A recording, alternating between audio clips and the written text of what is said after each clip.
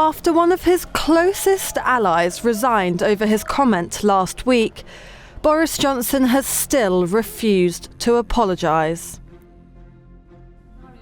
He dodged calls for him to recognise that his words caused the mob of anti-vax protesters to surround Keir Starmer in the street. My friend, the leader of the opposition, was hounded by thugs outside this parliament because of the careless, disgraceful words of this Prime Minister. So will the Prime Minister do the decent thing? Will he reconsider his words, repent and resign? Mr. Speaker, I don't think that she should either let the thugs and yobs who bullied and harassed the right honourable gentleman off the hook anymore, because they are culpable. Calls for an apology have also come from his own MPs.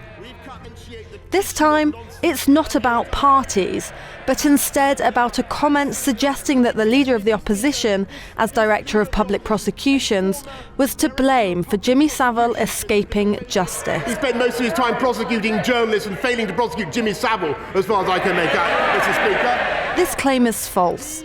Starmer had no personal decision on whether or not to prosecute Savile.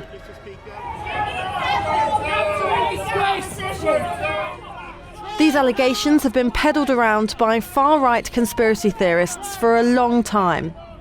And in the week following the Prime Minister's comment, a mob of anti-vax protesters surrounded the Labour leader in the street. Why did you go after journalists? Get back! While he won't offer an apology or retraction, the Prime Minister has clarified what he meant by the claim. I totally understand that he had nothing to do personally with those decisions. He has also publicly tweeted about the behaviour towards Starmer, but the party has not accepted the link between the attack and Johnson's comments.